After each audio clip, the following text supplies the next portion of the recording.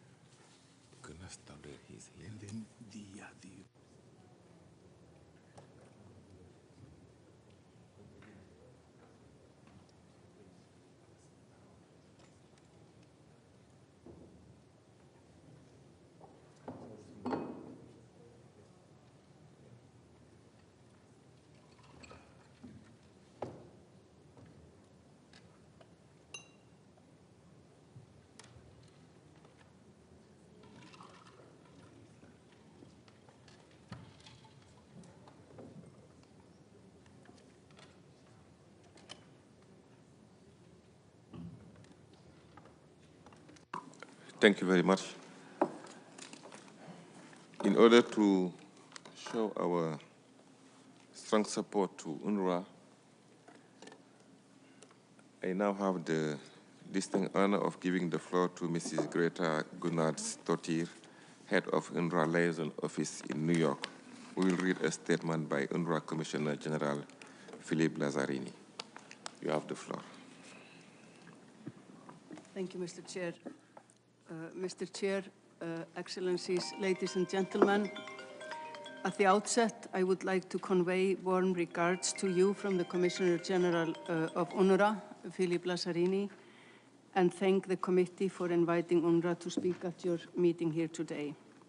I would also like to congratulate the Chair and the Bureau on your election. I'm delivering the statement on behalf of the Commissioner General, who regrets that he could not be here in person. Excellencies, the Israeli Knesset legislation prohibiting UNRWA's operations in, and I quote, sovereign territory of the State of Israel, unquote, and forbidding contact between Israeli officials and UNRWA representatives entered into force last week. The legislation, which contravenes international law and has been condemned by most UN member states, creates significant operational challenges for the agency. The limitation of visas for international UNRWA staff in occupied East Jerusalem has effectively expelled them. The United Nations has underlined to Israeli authorities that UNRWA's compound in Sheikh Jarrah, which the agency was compelled to evacuate after decades of use, remains a UN building protected by privileges and immunities under international law. Our local staff are continuing to work wherever possible across the occupied West Bank. However, they do so at a considerable personal risk in an increasingly hostile operational environment. Thanks to them, UNRWA schools and health clinics remain open, providing essential services to Palestinian refugees. This week, attendance at our schools has been above 85%, and hundreds of people have sought treatment at our health centers. Our operations in Gaza are also continuing, and a core team of international staff is present. It is unclear how our ability to operate will be constrained by the recently imposed prohibition on contact between UNRWA representatives and Israeli officials. What is clear is that UNRWA remains firmly committed to staying and delivering its mandate from the General Assembly until it is no longer possible to do so. Excellencies, while the ceasefire in Gaza brings hope, the situation on the ground is dire and humanitarian needs are immense. UNRWA is critical to the success of the ceasefire. The agency constitutes half of the emergency response, with all other UN entities and NGOs delivering the other half. Since October 2023, we have delivered 2/3 of all food assistance providing shelter to over 1 million displaced persons, and vaccinated 250,000 children against polio. Since the ceasefire began, UNRWA has distributed food to more than 750,000 people. We conduct some 17,000 medical consultations every day and have expanded our health services, including in Gaza City and in the north of Gaza. The resumption of education for hundreds of thousands of children remains a priority. Children in Gaza have already lost 2 years of learning. In January alone, more than 260,000 children, half of them girls, enrolled in our online learning platform. Absent a fully fledged state, only UNRWA has the capacity to bring the children back to learning. Curtailing our operations now, when the needs are so high and trust in the international community is so low, will undermine the ceasefire. It will sabotage Gaza's recovery and political transition. In the occupied West Bank, violence is surging. Large parts of Jenin camp have been destroyed in controlled detonations by the Israeli security forces. Depriving Palestine refugees in the occupied West Bank of UNRWA education and healthcare services will only deepen their vulnerability. Across the occupied Palestinian territory, undermining the agency's work will harm the lives and future of millions of Palestine refugees. Excellencies, the Knesset legislation is part of a relentless campaign to dismantle UNRWA. The government of Israel is investing significant resources to portray the agency as a terrorist organization and our staff as terrorists or terrorist sympathizers. Billboards and ads accusing UNRWA of terrorism were displaced in major cities around the world, including here in New York. They were paid for by the Israeli Ministry of Foreign Affairs. Google ad campaigns redirect those seeking information about the agency to websites replete with disinformation. The absurdity of anti-UNRWA propaganda does not diminish the threat it poses to our staff, especially those in the occupied West Bank and Gaza, where 273 of our colleagues have been killed. It sets a precedent for governments to accuse a United Nations entity of terrorism as a pretext to clamp down on human rights. It sets a precedent for criminalizing humanitarian assistance and protection. The political attacks against the agency are motivated by the desire to strip Palestine refugees of their refugee status, thereby unilaterally changing the long-established parameters for a political solution. The objective is to erase the history and identity of the Palestinians and deny them the right to self-determination, the very right that is at the heart of the mandate of this committee. To be clear, the rights of Palestine refugees to protection and assistance are not derived from UNRWA's mandate.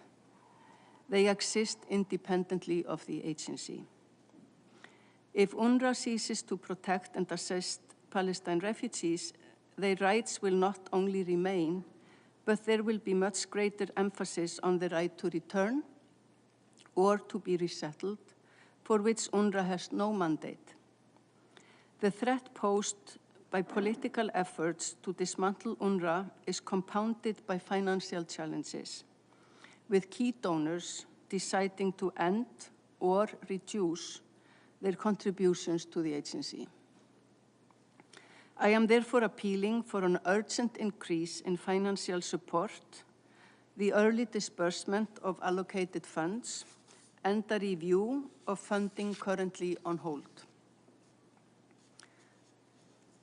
Excellencies, a ceasefire in Gaza must be followed by a political transition that includes an orderly conclusion of UNRWA's mandate. Only a political pathway can ensure the protection and welfare of Palestine refugees and peace and stability in the region and beyond. A clear choice lies before us. We can allow UNRWA to implode due to the Knesset legislation and the suspension of funding by key donors. The impact on the rights and welfare of Palestine refugees will be catastrophic. Alternatively, we can allow the agency to progressively conclude its mandate within the framework of a political process and hand over its public-like services to empowered and prepared Palestinian institutions. To maximize UNRWA's value in support of the ceasefire and any subsequent political transition, I appeal for the support of the international community on 3 actions. First, push back against the implementation of the Knesset legislation. UNRWA's personnel and services are integral to the success of the ceasefire. Preserving the agency's operational space is critical for upholding the rights of millions of Palestine refugees. Second, insist on a genuine political path forward that delineates UNRWA's role as a provider of education and healthcare. The agency is essential for ensuring a viable political transition. Finally, ensure that the financial crisis does not abruptly end UNRWA's life-saving work. The agency cannot continue to operate in the face of extraordinary challenges without adequate resources. For 75 years, UNRWA has been a stabilizing force and a committed partner for peace in the occupied Palestinian territory. It must be allowed to remain so until a political solution is at hand. Thank you. Thank you, Mr. Chair. The committee thanks Mrs. Gunnar Stodir for delivering Commissioner General Lazarani's statement. We understand the circumstances preventing his attendance today, but we look forward to welcoming UNRWA at a future committee meeting. Thank you very much.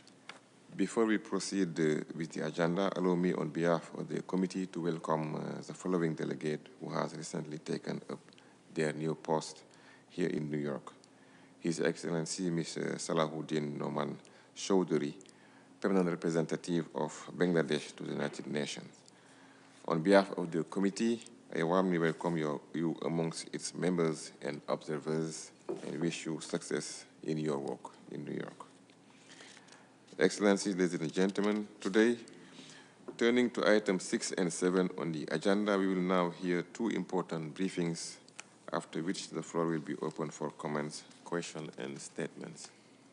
First, it is my pleasure to invite to speak Mr. Mikhail Fakhari, UN Special Rapporteur on the right to food, who has kindly accepted our invitation to brief the committee on the critical issues surrounding food sovereignty and its fundamental role in preventing starvation and upholding human rights in Palestine, including Gaza.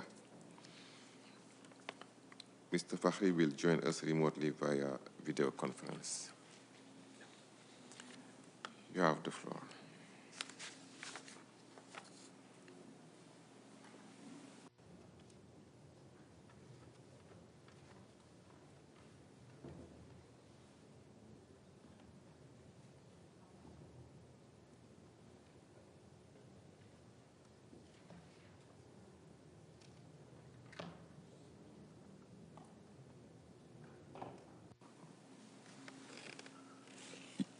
You have the floor, sir.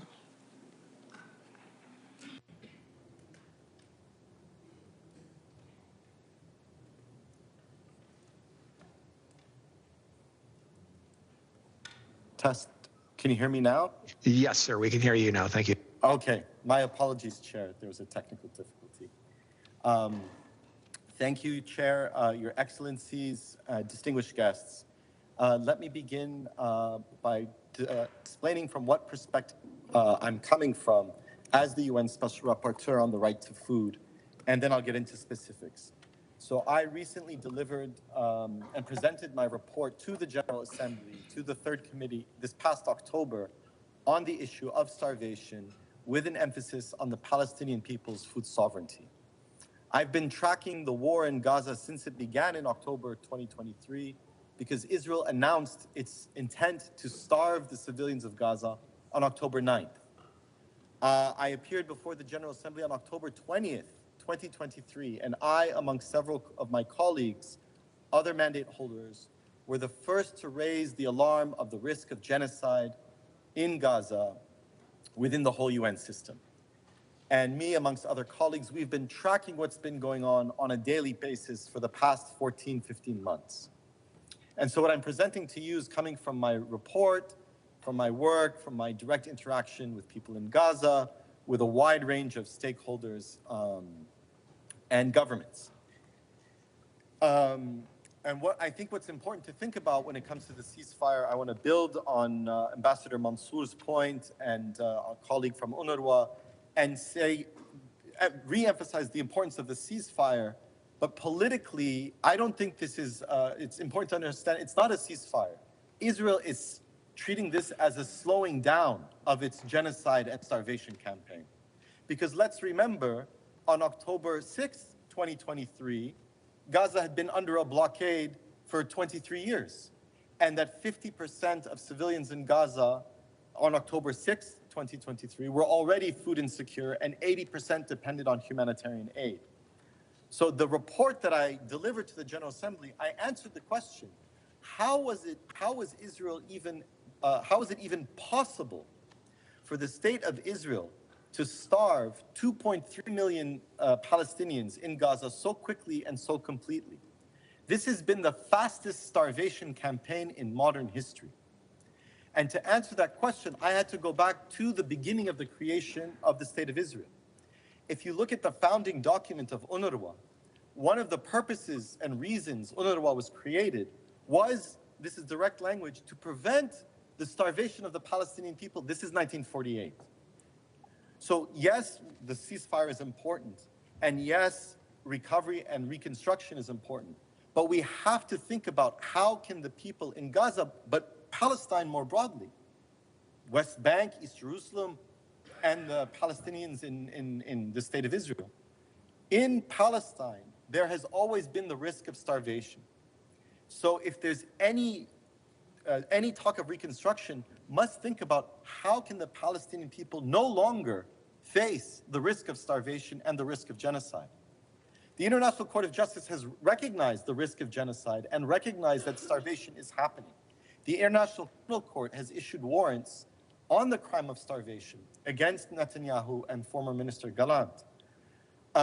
So this is what's important, is to go back and make sure that people no longer face this risk. This goes to the core then of what are the inalienable rights of the Palestinian people. I just want to emphasize before, and I appreciate the discussion on the importance of a two-state solution, but can we imagine two states being created? And, if finally the state of Palestine is well recognized and established, but nevertheless, the state of Palestine will still be next to the state of Israel, which created the conditions of starvation and genocide. So before we talk one state, two state, whatever state solution, going back to the mandate of this committee, what are the inalienable rights of the Palestinian people? First and foremost, the right of return. To re-emphasize what was said by our colleague from UNRWA. The reports from this committee, I strongly recommend, put front and center the right of return and the right of self-determination. That will provide the conditions necessary for all the political negotiations and political solutions going forward. Too often in UN spaces, do people forget the right of return and the right of self-determination. In the last few minutes, I'll talk about what's at stake. So of course, what's at stake are the Palestinian people's rights. But what we've seen is Israel has not just been attacking Palestinians in Gaza, in the West Bank, in East Jerusalem, and within Israel itself at degrees of violence we've never seen, destroying food systems, creating conditions of hunger that are going to last for generations. But Israel has attacked the UN itself. It has shot at peacekeepers in Lebanon. Israel has killed a record number of UN staff in Gaza, most of them UNRWA staff. We've never seen so many humanitarian workers killed. The human rights system has been under attack by Israel. The mandate holders, we've all been attacked, those of us that have focused on Gaza and on Palestine. And Israel declared the Secretary General himself persona non grata several months ago. And what I heard ambassadors say in New York when I met with them in October in a group meeting on the issue, several ambassadors said when Israel attacks the UN, it's attacking everyone. And now we're seeing what else is at stake, and this was always true for the last 15 months, is US power and European unity. Without the support of the United States and Germany, amongst others, Israel would not be able to implement its starvation campaign and commit genocide. And now what we're seeing is the United States, under the previous administration, exited international law. They stopped using the language of international law in ways we've never seen. And now we're seeing the US administration not only exit international law, but exit the UN, defunding UNRWA, threatening to defund UNESCO, exiting the Human Rights Council. So what's at stake is the international legal order and the UN itself. So the tools and the mechanisms and the policies that we develop to support the Palestinian people's liberation from occupation, the right to return and the right to self-determination, will be the same tools that we will need to rebuild international law and the UN system that we need. The last point I want to make is that I want to commend the different governments that have created what's called the Hague Group. This is, of course, Senegal, as the chair will know. This is called, the Hague Group is Belize, Bolivia, Colombia, Cuba, Honduras, Malaysia, Namibia, Senegal, and South Africa. This group was created in The Hague by the governments to reaffirm their commitment to implement the ICJ resolutions and the ICC decisions. And the first thing on their agenda, of course, was the International Court of Justice decision finding Israel's occupation illegal. And, of course, we're talking about the General Assembly resolution implementing this. So these are countries, and I invite other countries to join this group, that are committed to implementing international law as we know it. So what's at stake is, of course, Palestine, but the global order itself is at stake. And I put forward my services as the Special Rapporteur on the right to food. I've been following this issue closely, not only in New York, I'm active in Geneva, and I'm active in Rome with the Rome-based agencies focused on food and agriculture. And I know I have many colleagues, and we're eager and willing to work with the committee and with the General Assembly to push all these points forward. Thank you very much, and I look forward to our conversation. I thank Mr. Fakhri for his important briefing and commend the Special Rapporteur for his important work, including his latest report highlighting this fundamental right. Thank you very much. I now have the pleasure to invite to the podium Mr. Hani Al-Madoun, Senior Director of Philanthropy at UNRWA USA, who has taken the time to be with us and will deliver a briefing on the situation in Gaza from the vantage point of the Palestinian population there, and especially on the issue of humanitarian aid during the war. You have the floor, sir.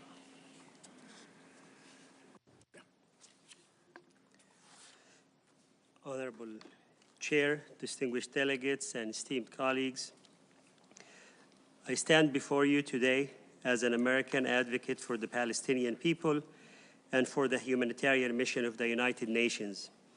And I am also here as a grieving brother. Much of my family in north of Gaza, and over the past 16 months, I've been one of the millions of Palestinians around the world who day after day have received news of our families and neighbors experiencing unjustifiable losses and indignities. My world shattered for the first time in November 24, 2023, when Israel dropped a bomb on the family home where my brother lived, killing him, his wife Safa, their 4 beautiful children, and even their beloved cat, Lucky. The house was gone in an instant, reduced to rubble. For a week, my mother stood guard over the lifeless bodies of Majid, Safa, and their children. She was grieving, but at the same time, she had to shield them from the stray and starving dogs. Can you imagine that? Took a full week to retrieve their remains. My family and neighbors had to bury Safa twice because only half of her body could be recovered in the first day. The rest they dug up by hand. And if this wasn't enough to process, my world shattered again. A few days later, when footage emerged from North Gaza, Palestinian men being paraded by the Israeli army in their underwear as if they were part of some grotesque spectacle. I looked closely, and there he was, my other brother Mahmoud, humiliated and falsely accused of being a fighter. He's not. He has never been. He's not even physically fit enough to run for more than 10 minutes. When some courageous journalists started asking questions about the footage, the lies fell apart, and they released my brother, barefoot, in his boxers, and left far from his home with nothing but the indignity they had forced upon him. My world continued to shatter 2 weeks later. I picked up my phone and I saw a video of my sister Samah trying to bake bread using animal feed. My family had run out of flour and pasta, and the only option left was rabbit food. She told me it smelled so unbearable that even their cat refused to eat it. This was devastating for me to hear, not only as her brother, but because I am the Senior Director of Philanthropy at UNRWA USA, which is an American not-for-profit that supports the amazing and critical work of UNRWA, the UN agency. See, individual efforts, no matter how heartfelt, cannot replace the comprehensive support that established institutions like UNRWA provide. UNRWA's role in delivering essential wide-scale services, education, healthcare, and humanitarian aid is indispensable to the well-being of the Palestine refugees. The thing about humanitarian work, though, is that people will find a way to keep at it. I hear the news of this every day in my work. UNRWA staff across the occupied Palestinian territories continue to find ways to help as many people as they can, even with very little. And I saw it in my third brother's devotion to caring for the people. In February 2024, right around Valentine's Day, amid my family's suffering, my brother Mahmoud and I managed to co-found the Gaza Soup Kitchen in Beit Lahia in North Gaza. It started with Mahmoud cooking over a simple open fire place, and soon it became a lifeline, serving hot meals to thousands of families every day and helping to avert more victims of the famine Israel has imposed on our people in Gaza. I'm here to tell you the famine in Israel. We've served food for people at the Kamal Adwan Hospital at the malnourished division. But Chef Mahmoud's vision was never just about food. By late summer of last year, he had also set up a medical clinic that was treating up to 75 patients. When the hospitals were placed under siege, small clinics like that were life-saving. He would provide things like baby formula and diapers. By the fall, he had founded a small school to provide lessons to 560 children. In fact, in the school, he put a sign in Hebrew that read, "Please do not bomb," and he put the American flag. Many others in Gaza have launched similar efforts over the months. And so many people over the world have helped keep this work going, including many from the United States.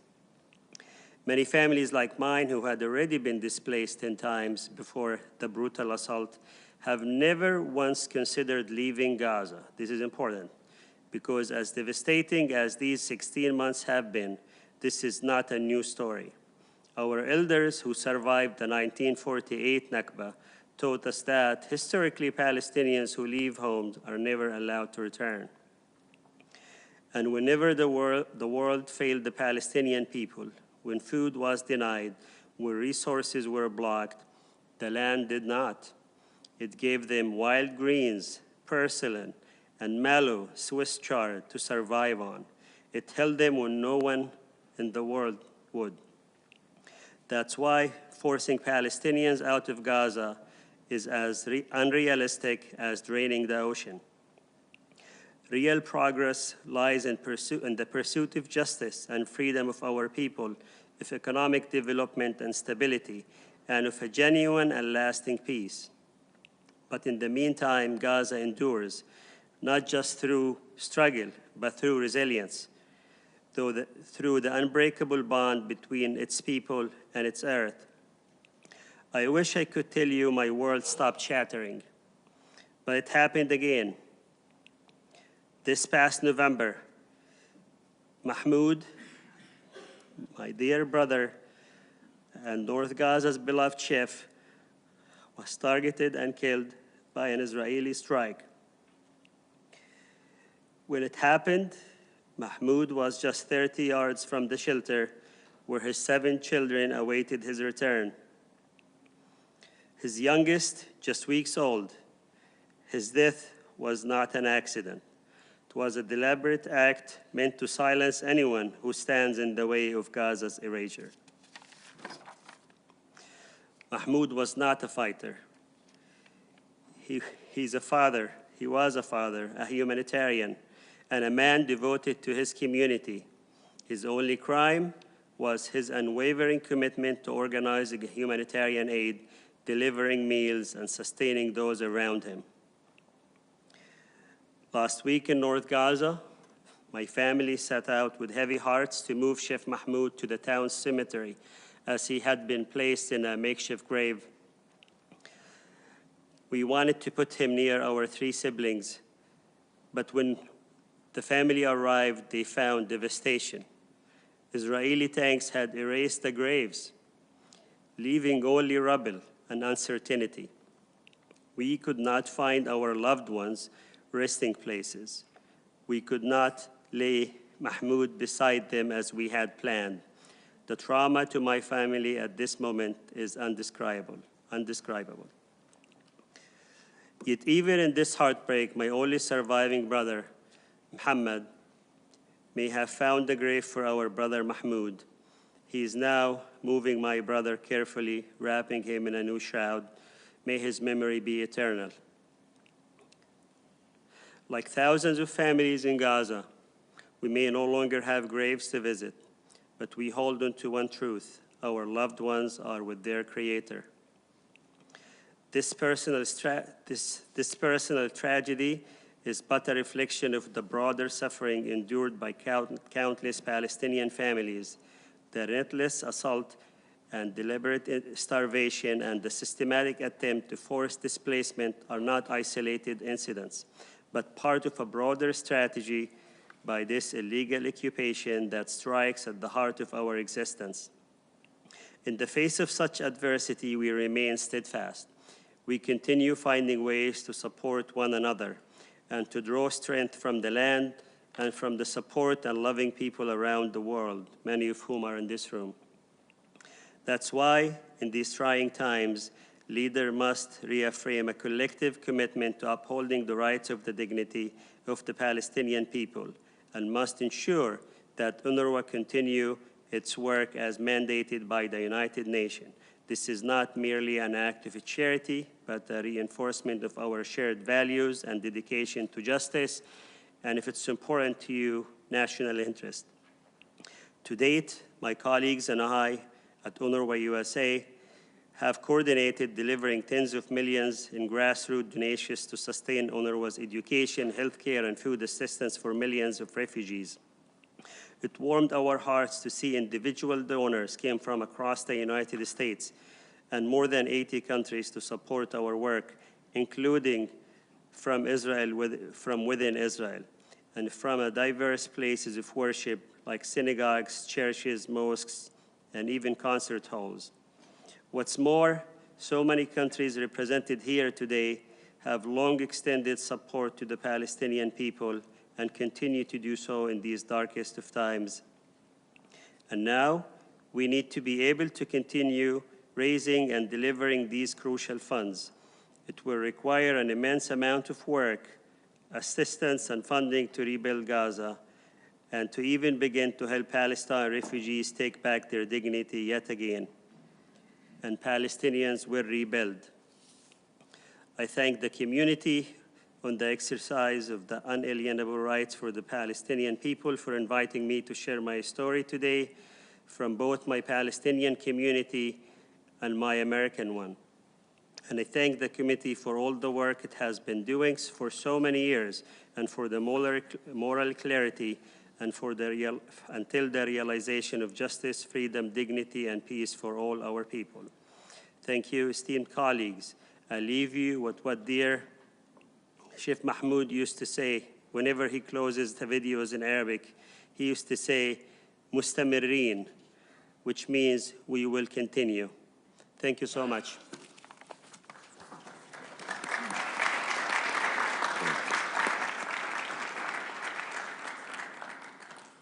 I thank Mr. Al-Madoun for his briefing. The committee reaffirms its support for your organization and the many Palestinians in Gaza who self-organized during the war and its aftermath to provide humanitarian aid initiatives like the Gaza Soup Kitchen. We extend our deepest condolences to the families of all humanitarian workers, UNRWA staff and CSO, NGO staff personnel, and other Palestinian aid workers who have lost their lives in service, feeding and supporting Gaza's besieged, starved, and deprived Gaza population. I would like now to open the floor for statements. In view of the full agenda today, I would ask Excellencies to be as brief as possible. I recognize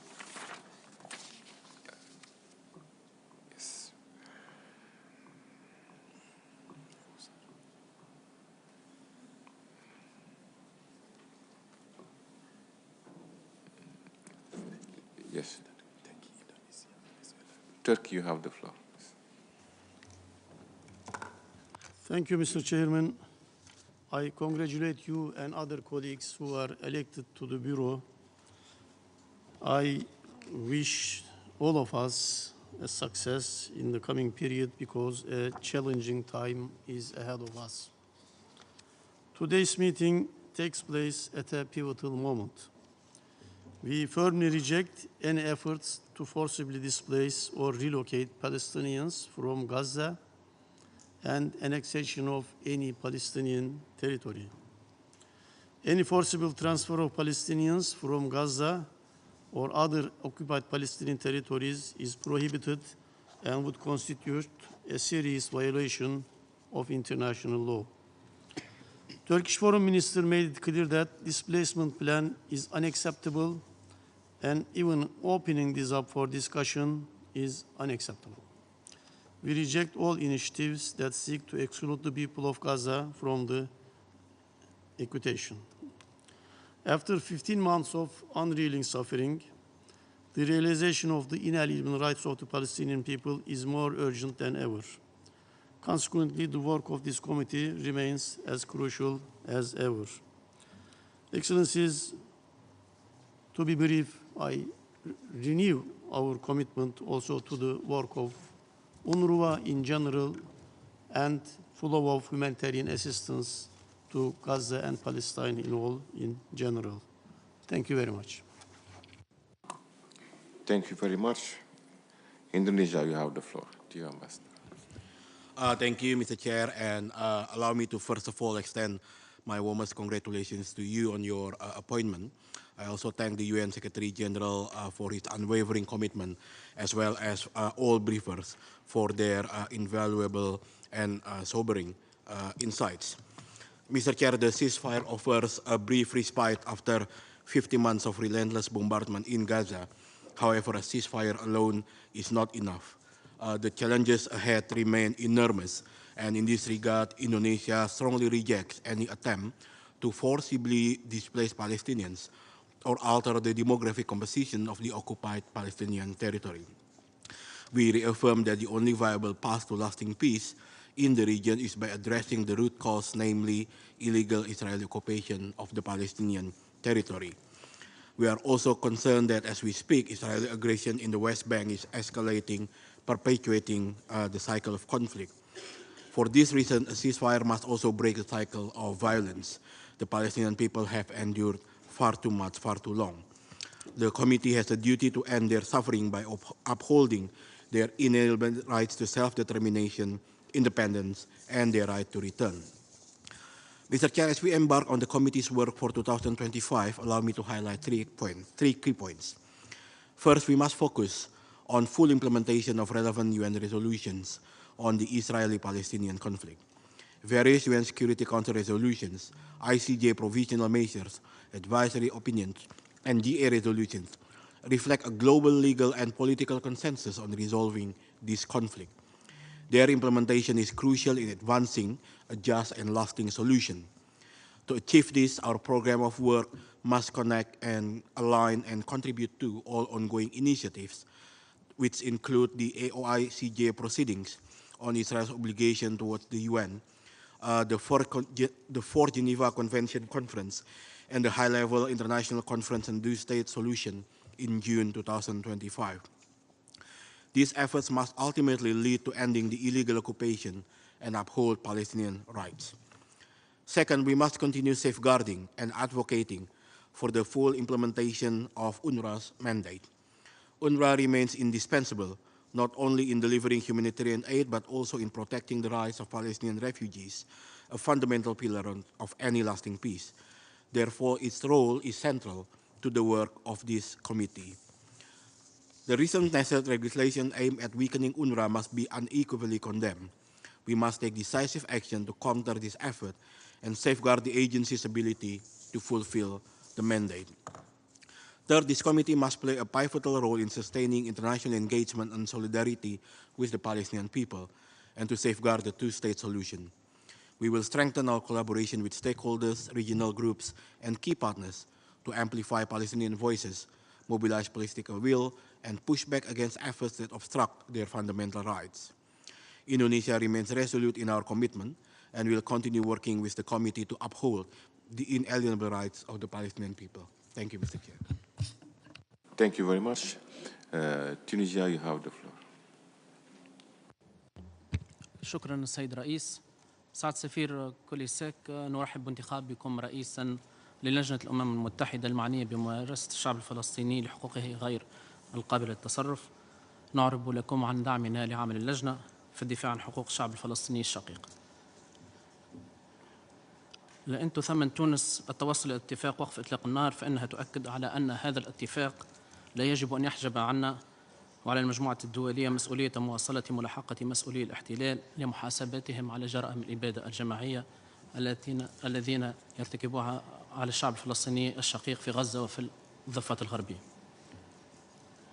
تؤكد بلادي على دعمها العمل الحيوي الذي تلعبه الأونروا، وتجدد دعمها الثابت لصمود الشعب الفلسطيني في هذه المرحلة الفارقة من مسيرة نضاله من أجل استرداد جميع حقوقه المشروعة غير القابلة للتصرف، والتي لن تسقط بالتقادم، وفي مقدمتها حقه في تقرير المصير وإقامة دولته المستقلة ذات السيادة على كل أرض فلسطين وعاصمتها القدس الشريف. وشكرا لكم سعادة السفير. Thank you very much. Venezuela, you have the floor. Muchas gracias, señor presidente. Permítame primeramente extenderle nuestras felicitaciones por su reelección y desearle el mejor de los éxitos en tan importante responsabilidad, más aún teniendo en cuenta el papel central que este comité está llamado a desempeñar en medio de la actual coyuntura. En ese mismo orden, felicitamos también a los embajadores de Cuba, Indonesia, Nicaragua, Namibia y Malasia por su reelección como miembros del Buró. Deseamos, como siempre, el mejor de los éxitos a este comité en el desempeño de sus funciones, incluyendo en lo relativo a la implementación del programa de trabajo que estamos próximos a aprobar para este año. Una tarea en la cual puede contar con el pleno respaldo y todo el apoyo de nuestra delegación.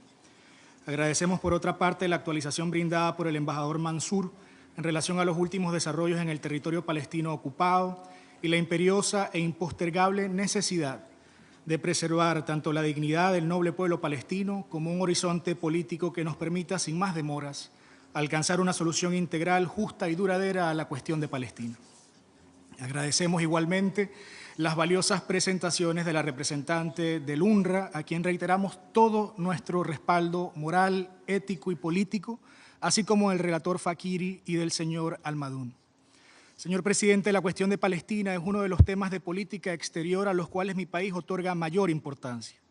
En ese contexto, permítanos iniciar nuestra intervención ratificando nuestro firme compromiso con esta justa causa, así como nuestra inquebrantable solidaridad con el hermano pueblo palestino, que no se cansa ni se cansará jamás de luchar por la realización de sus legítimas aspiraciones nacionales, incluyendo a partir del ejercicio pleno de sus derechos inalienables, como el de la autodeterminación, en su Estado de Palestina libre, independiente y soberano, con Jerusalén Oriental como su capital y en las fronteras previas a 1967. La situación sobre el terreno es realmente grave desde todo punto de vista, sea desde una perspectiva de seguridad, de desarrollo, de derechos humanos o humanitaria, a lo que se suman los incesantes esfuerzos por desmantelar y desfinanciar un organismo vital para la supervivencia de millones, como lo es precisamente el UNRWA. Y si bien parecería que la situación en Gaza viene mejorando, a partir del inicio del cese al fuego acordado por las partes hace poco más de 2 semanas, la realidad es que mientras existe una frágil percepción de avances en la franja de Gaza, la situación se complejiza en otros lugares del territorio palestino ocupado. Así las cosas, debemos enfatizar que el acuerdo del cese al fuego, del cual mi país ha dado la bienvenida y respecto del cual se supone próximamente se inicie una segunda fase de negociaciones, podría haberse afectado en razón de los últimos desarrollos en la ribera occidental y la puesta en marcha de la llamada Operación Muro de Hierro por parte de las fuerzas de ocupación israelíes y que ha resultado, entre otros, en la destrucción de infraestructura vital y de campos de refugiados del UNRWA, sin contar el saldo de muerte y dolor que ha dejado a su paso en los últimos días. Señor presidente, la República Bolivariana de Venezuela considera que a la luz de todo lo anterior y conscientes del contexto geopolítico actual, marcado, entre otros, por un conjunto de declaraciones verdaderamente preocupantes por parte del gobierno de los Estados Unidos de América, que atentan no solo contra los derechos inalienables del pueblo palestino, sino contra la viabilidad misma de la solución de los 2 estados, y que mi país rechaza categóricamente tales declaraciones, este comité está llamado a avanzar urgentemente hacia la realización plena de su mandato, para lo cual proponemos intensificar nuestros trabajos y desde esta plataforma desempeñar un papel central y proactivo en todo lo relativo a la venidera Conferencia Internacional de Alto Nivel para el arreglo pacífico de la cuestión de Palestina y la implementación de la solución biestatal, incluyendo en el proceso preparatorio de su documento final. Concluyo reiterando el pleno respaldo de mi país a las labores de este comité y manifestando nuestra firme disposición de participar activa y constructivamente en sus labores, hasta tanto logremos que el hermano pueblo palestino pueda ejercer de manera plena y efectiva sus derechos inalienables, incluyendo a la libre determinación y al retorno a sus tierras ancestrales, y para lo cual es vital, entre otros, garantizar que el Consejo de Seguridad asuma plenamente sus responsabilidades y que ese mismo órgano corrija sin más demoras lo que es una injusticia histórica con el Estado de Palestina a través de su admisión definitiva como miembro de pleno derecho de las Naciones Unidas. Es nuestro deber avanzar y cambiar la situación imperante, especialmente en este año que conmemoramos el 80 aniversario del establecimiento de nuestra organización, para alcanzar resultados tangibles que nos permitan encaminarnos de una vez por todas hacia la resolución de lo que es sin duda alguna uno de los conflictos más dolorosos y prolongados de nuestros tiempos. Venezuela reitera su firme apoyo y el inquebrantable compromiso de su diplomacia bolivariana de paz para con la justa causa palestina que asume y asumirá siempre como propia. Muchas gracias, señor presidente. Je vous remercie. Je donne la parole à Malaisie, ambassadeur. Thank you, Chair. Congratulations on your appointment, and congratulations also to all members of the Bureau of the Committee. Malaysia is honored to continue to serve in the Bureau as Vice Chair and Rapporteur as the committee commemorates its 50th anniversary this year. Chair, Malaysia welcomes the ceasefire deal. However, we are also increasingly concerned with the escalating tensions in the West Bank due to heightened operations by the occupying forces. This poses a serious threat to the fragile ceasefire in Gaza. Malaysia also condemns Israel's actions of banning the operations of UNRWA. We salute UNRWA staff who continue to perform their responsibilities even at great personal risks. We reiterate that UNRWA's functions as the backbone of humanitarian responses and provider of all essential services to the Palestinian refugees are indispensable and irreplaceable. Indeed, UNRWA's continued operations is critical to the success of the ceasefire. UNRWA must be defended. The two-state solution is the only viable and internationally recognized pathway towards ensuring sustainable peace in the region. We are appalled by talks of forcibly displacing Palestinians out of their homeland. Malaysia will continue to work closely with other members of the committee and wider member states to advocate for the inalienable rights of the Palestinian people to self-determination and the establishment of a sovereign state of Palestine. Thank you. I thank Malaysia, and I'll give the floor to Guyana. Thank you, Mr. Chair. I congratulate you, the vice chairs and officers of the Bureau, on your election and wish you success in carrying out your functions at this most critical time for the Palestinian people. Indeed, the work of this committee remains most crucial at this time. I also thank the Secretary General, the Permanent Observer of the State of Palestine, representatives of UNRWA and of UNRWA USA, and the UN Special Rapporteur on the Right to Food for their briefings. Mr. Chair, we are at a crucial crossroads for the Palestinian people and for the Middle East as a whole. With the first phase of the recently agreed ceasefire taking hold, there is hope among the Palestinian people and indeed across the world, while recognizing that there is a long road ahead towards rebuilding their lives, livelihoods, and homes. The ceasefire must be a stepping stone to lasting peace. Guyana urges that the negotiations between the parties continue in good faith to progress to a permanent end to the war and the release of all hostages. We welcome the increased supply of humanitarian aid into Gaza and the start of medical evacuations, particularly for children. We, however, call for the urgent removal of administrative impediments to the full operationalization of these efforts. Mr. Chair, we are deeply concerned that while on the one hand there is a cessation of hostilities in Gaza, a new front is opening in the occupied West Bank with the ongoing Israeli military operations, particularly in Jenin, Tulkarm, and Tubas. The scenes in the occupied West Bank are all too familiar and are reminiscent of what we have seen in Gaza over the past 15 months. The increased attacks in the occupied West Bank compound the violence that Palestinians have continuously been subjected to on account of Israeli settlement practices and policies. The pattern of violent conflict between Israel and Palestine is unsustainable. Efforts toward the two-state solution must advance with urgency to achieve a permanent end to the oppression that Palestinians face. Guyana is also concerned that attacks on the occupied West Bank are escalating at a time when there is reduced capacity to respond to the humanitarian and other needs of the Palestinian people, as UNRWA is no longer authorized to operate in the area following the entry into force of the Israeli legislation. In the circumstances, We remind that Israel, as the occupying power, must uphold its obligations under international humanitarian law to ensure that the humanitarian needs of civilians throughout the occupied Palestinian territory are met. We reiterate our unwavering support for UNRWA and call for the agency to be allowed to carry out its critical functions. It is well recognized that UNRWA is the only agency with the capacity to facilitate the delivery of services to the Palestinian people at the required scale. Mr. Chair, Guyana reiterates that it was the General Assembly that created UNRWA's mandate, and therefore it is only the General Assembly that can alter or terminate that mandate.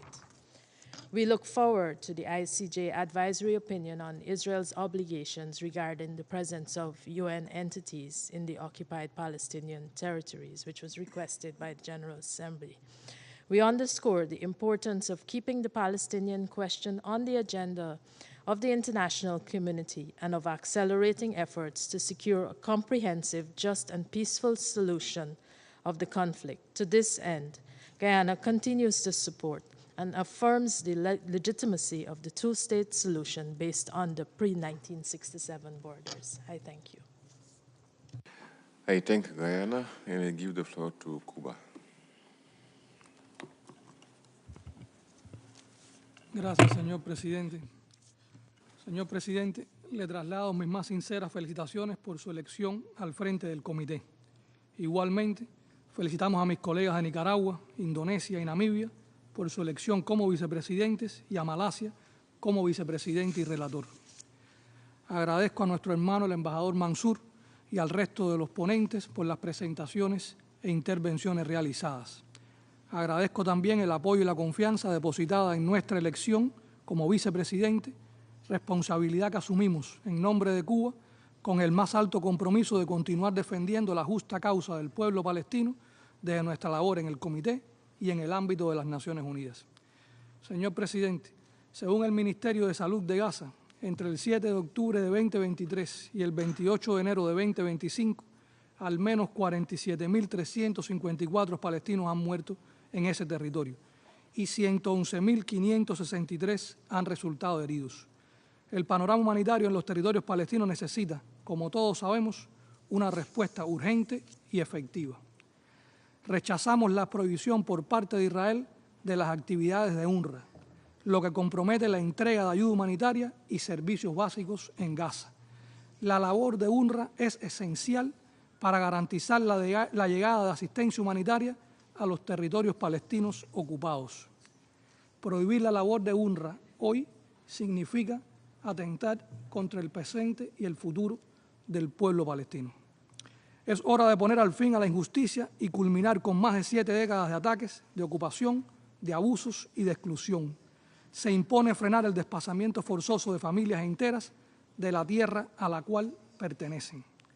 Debe detenerse con urgencia todas las políticas y prácticas ilegales colonizadoras de Israel sobre los territorios palestinos, incluido el sistema de apartheid israelí. Condenamos las operaciones militares de Israel en Cisjordania que expanden el genocidio contra el pueblo palestino. No cejaremos en continuar apoyando una solución amplia, justa y duradera para el conflicto israelí-palestino sobre la base de una solución de 2 estados que permita a los palestinos ejercer su derecho a la libre determinación y a disponer de un Estado independiente y soberano con su capital en Jerusalén Oriental y las fronteras previas a 1967 y que garantice igualmente el derecho del retorno de los refugiados.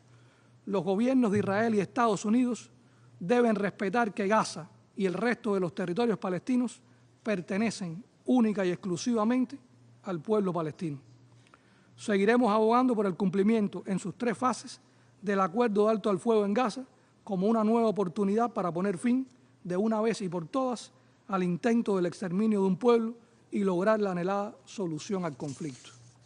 Cuenten con nuestro firme respaldo para seguir demandando la inmediata e incondicional admisión del Estado de Palestina como miembro pleno de derecho de las Naciones Unidas. A nuestros hermanos palestinos les ratificamos que siempre podrán contar con la invariable solidaridad de Cuba a su legítima causa. Muchas gracias. I thank Cuba and I give the floor to Egypt. Thank you, Mr. Chair, and I would like to thank the briefers for their briefings that they have provided us. So, Mr. Chair, the realization of the inalienable right of the Palestinian people to the right to self-determination through the establishment of the independent, contiguous Palestinian state on the borders of 4 June 1967 with East Jerusalem as its capital has been and continues to be a cornerstone of Egypt's policy. And against this backdrop, Egypt, with Qatar and the United States, we have exerted immense efforts to induce a ceasefire in Gaza after more than 15 months of fighting, actually of heavy bombardment by Israel against Palestinian civilians in an episode of a long series exemplifying the struggle of the Palestinian people under illegal occupation.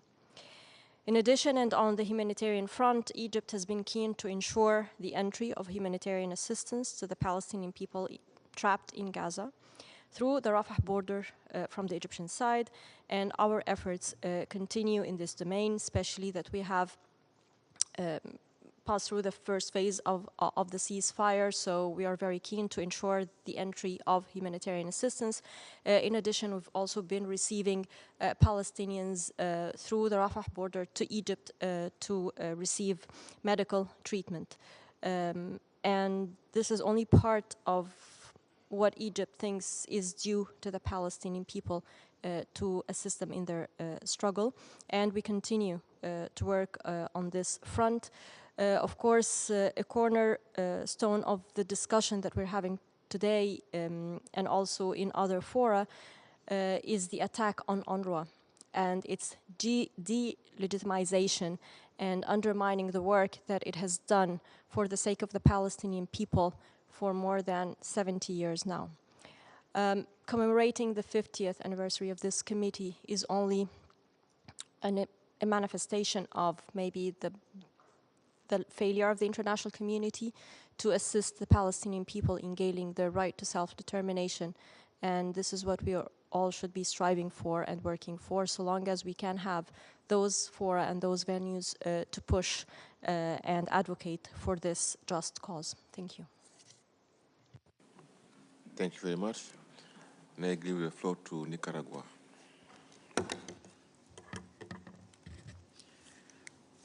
Muchas gracias, hermano presidente. Permítame expresar nuestras más sinceras felicitaciones a usted por su elección como presidente de nuestro comité.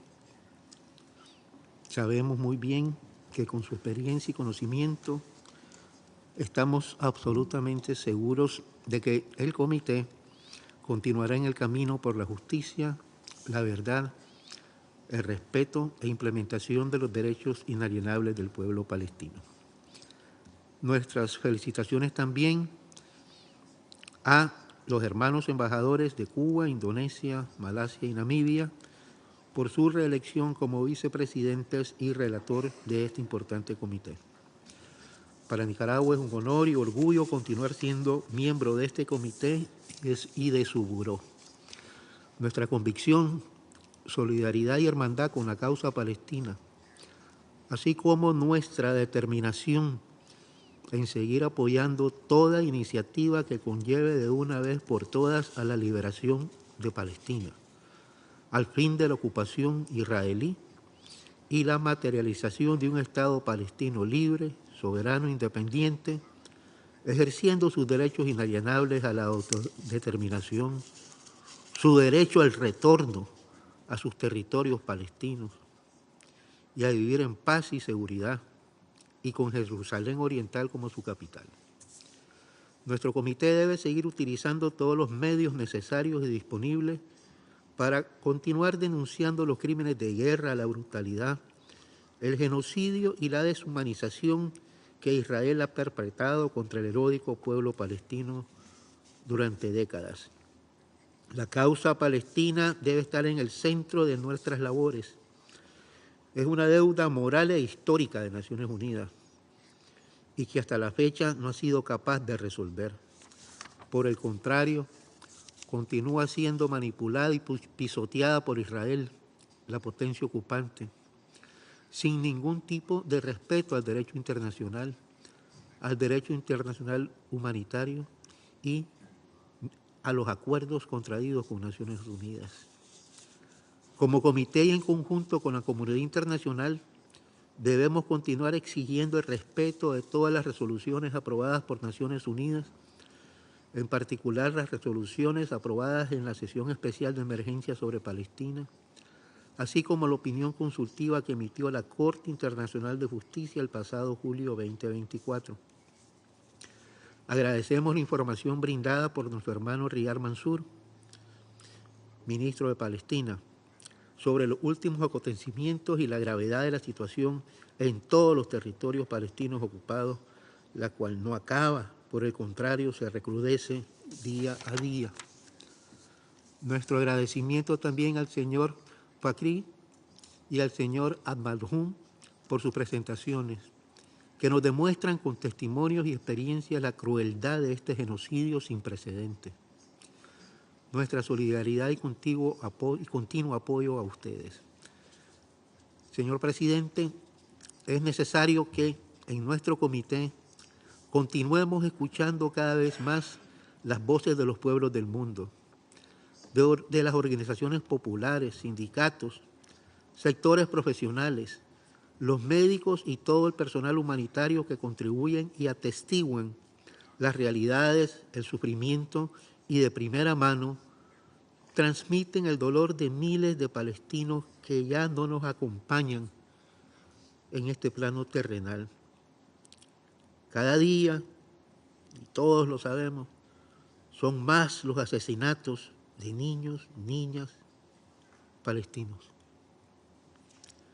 En estos momentos tan turbulentos y de cambios extremos, debemos continuar ahora con mayor firmeza y rechazar las recientes declaraciones implicando cualquier intento de expulsar y desplazar a la población palestina de sus territorios, de declaraciones de anexión y de expandir los asentamientos israelitas en Palestina.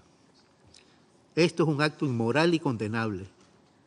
El pueblo palestino es el único que puede decidir sobre su futuro y Naciones Unidas debe proteger al pueblo palestino en pleno respeto de sus derechos inalienables. Agradecemos a la señora Greta Gunnarsdottir, que siempre nos indica, nos señala, nos recuerda la importancia del trabajo del UNRWA para la existencia, para el pan diario del pueblo palestino. Tenemos que reiterar de que este comité tiene que asumir y cumplir el mandato de proteger al pueblo palestino, en particular la labor que el UNRWA realiza, que es el factor vital para la sobrevivencia y existencia del pueblo palestino.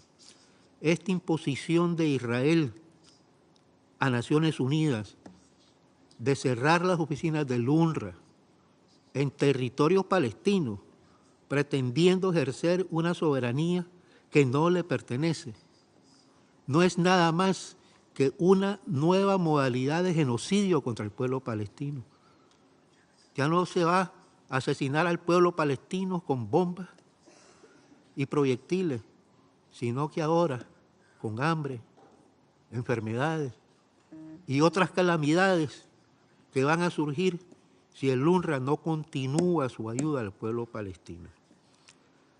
Señor Presidente, ya para terminar, siempre continuamos escuchando que hay un consenso universal para la solución de dos estados. Nosotros vamos a seguir insistiendo de que podrán haber buenas intenciones en los países occidentales con estas declaraciones, pero aquí lo necesario es reconocimiento al Estado de Palestina.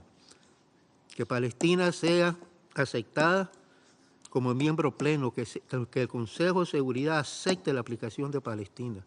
Ese es un paso concreto que pueden dar los países occidentales en apoyo a la solución de dos estados. Nicaragua continuará ejerciendo en todos los espacios posibles el fin de la impunidad, de la ocupación, de la transferencia indiscriminada de armas y apoyo a Israel. La historia recordará con vergüenza y desprecio a todos aquellos y aquellas cómplices y a otros que, permaneciendo en silencio, contribuyeron al genocidio y sufrimiento del pueblo palestino. También estamos convencidos que el pueblo palestino será libre. Muchas gracias. Thank you very much, Nicaragua. I give the floor to Qatar, the last speaker. Thank you, Mr. Chair. I would like to thank the Secretary General for his thoughtful remarks, which reflect the moral authority of the UN and its long-standing commitment to the just cause of Palestine.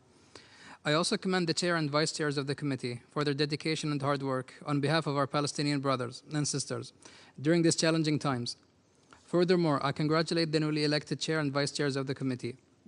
I reiterate the State of Qatar's unwavering commitment to the committee's mandate and advocacy, emphasizing its crucial role in addressing the unresolved question of Palestine and the ongoing humanitarian crisis in Gaza and throughout the occupied Palestinian territory, including the West Bank and Jerusalem.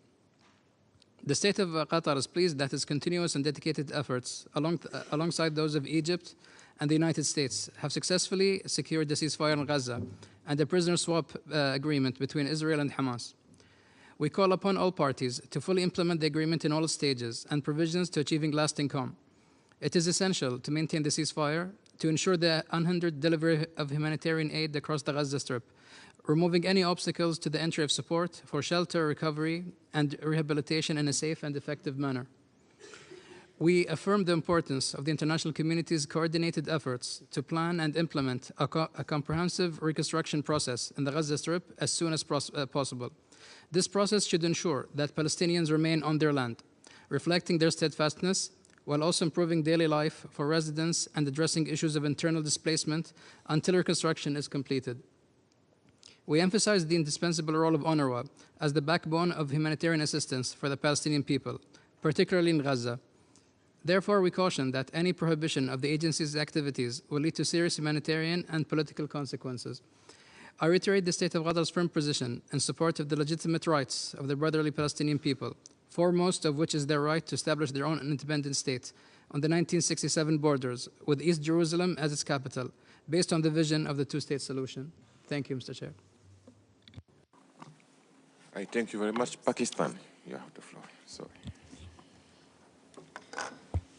Thank you, Mr. President. Mr. President, the past 15 months saw unprecedented destruction and immense human suffering inflicted upon the people of Gaza.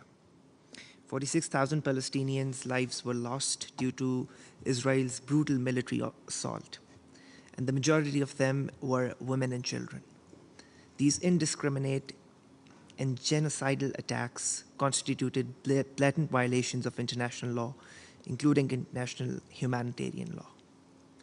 Finally, there is some reprieve for the Gazans. A ceasefire has finally silenced the frightening sounds of tanks, drones, bombs, and aircrafts. Pakistan hopes and urges that all provisions of the ceasefire agreement be fully implemented to ensure that this cessation of hostilities becomes permanent and that Palestinian civilians are spared further suffering. Mr. President, while we welcome the recently announced ceasefire between Israel and Hamas, it must not be used as an opportunity to escalate violence in other occupied Palestinian territories. Unfortunately, we are witnessing another flurry of attacks on Palestinians, as if the Palestinian soul is not valued. Following the ceasefire in Gaza, Israel forces have significantly intensified their military operations in the West Bank now. There has been a sharp increase in military raids and settler attacks, particularly in the refugee camp of Jenin. Mr. President, the scale of devastation now mirrors the catastrophic destruction that was seen in Gaza. The UN Security Council Resolution 2334 affirms that Israeli settlements in Palestinian territories occupied since 1967, including East Jerusalem, are illegal under international law. East Jerusalem remains occupied territory under multiple UN resolutions and any attempts to alter its demographic and legal status are both unlawful and unacceptable. The same holds for the territory of Gaza. Mr. President, the ceasefire in Gaza must not serve as a pretext for Israel to intensify military aggression in the West Bank. We must swiftly halt this violence, and we must hold the occupying power accountable. And we must not let the situation escalate and repeat a Gaza 2.0 in the West Bank. Secondly, UNRWA, with its extensive network of schools, healthcare facilities, and humanitarian services, UNRWA is unmatched and indispensable in its capacity to provide life-saving assistance, the resumption of education for hundreds of thousands of children, and provision of healthcare to millions of Palestinians. It would also be crucial for the reconstruction of Gaza. UNRWA and its heroic personnel have continued to operate within the Palestinian territories in Gaza in face of directed attacks against them, in which more than 270 of their personnel have lost their lives. The viability and survival of UNRWA is being threatened by the implementation of the Knesset legislations. This legislation, banning UNRWA's activities, violates the UN Charter, international law, and the advisory opinion of ICJ of 19 July 2024. Finally, the Security Council and the broader international community must renew efforts to achieve a just and lasting peace based on a two-state solution of which both Gaza and West Bank are a part. The Palestinian people have an inalienable right to self-determination, and peace can only be realized through the establishment of a sovereign, independent, and contiguous Palestinian state along pre-1967 borders with Al-Quds al-Sharif as its capital. Any delay in pursuing a political resolution will only perpetuate violence and instability in the region. Mr. President, we stand at a defining moment in history. The world is watching. We need to fulfill our responsibility to uphold international law. The Palestinian people look to us for hope, justice, and the promise of peace. We must not fail them. The bloodshed must end, the occupation must end, and the relentless suffering of innocent Palestinians must end. I thank you. Thank you very much. There are no other speakers who wish to take the floor. Let us move on to agenda item 8, and I give the floor to the Secretariat to briefly introduce the program. Thank you, Mr. Chair. I'll be brief, as you already have the document, the draft program of work in front of you.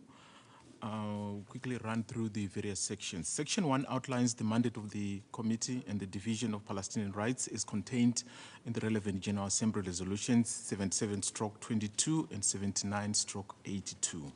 Section 2 enumerates the activities of the Committee and the Division for Palestinian Rights for 2025, and in particular, and against the backdrop of the recently announced ceasefire deal, the Committee remains committed to fostering lasting peace, Palestinian unity, and a negotiated two-state solution where Israel and Palestine coexist in peace and security.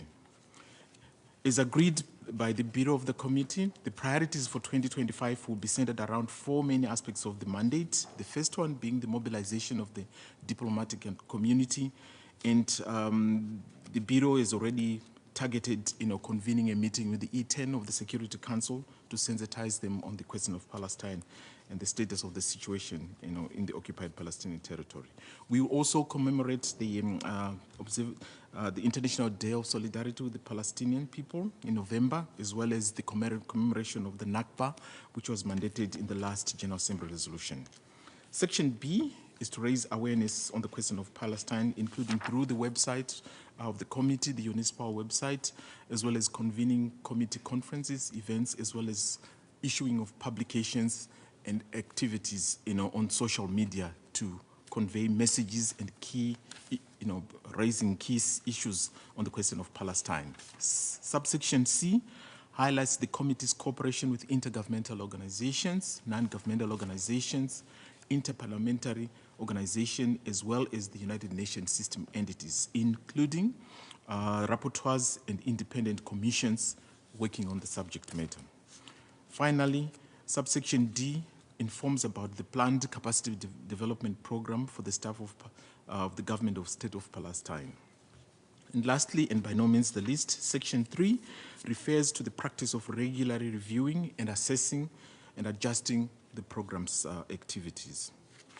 In short, the program of work was crafted to enable greater flexibility during the implementation of the program, as well as to accommodate activities related to the fast evolving events on the ground. Mr. Chair, I will stop here. Thank you. Thank you very much, Patrice. Excellencies, ladies and gentlemen, we count on your continued engagement for the successful implementation of the committee's program of work and its mandate. I now open the floor for any comments you may have before we adopt the draft. Is there any comments? If no, the draft is adopted. It is so decided. As this is the first committee meeting since November 2024, I would like to express my gratitude to committee members and partners for their strong support during the observance of 2024 International Day of Solidarity with the Palestinian people. I would like also to highlight the exhibit Gaza Palestine, a crisis of humanity and a cry for justice, which is our committee displayed at UN headquarters visitors area. This powerful exhibition is now available online, ensuring continued access to its important message. Before we proceed to agenda item 9, other business, I would like to inform you about recent and upcoming activities of the committee. But this has been done. Thank you very much.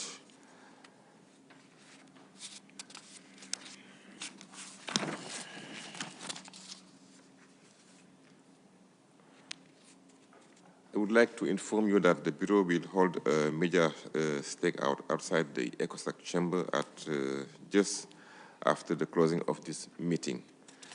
Let me conclude by informing that all statements delivered today will be available on the UNIPSAL website, which offers the widest collection of documents on the question of Palestine in different languages, including those prepared by the Division for the Palestinian Rights, monthly bulletins, weekly NGO action news, annual compilations of United Nations resolution and report.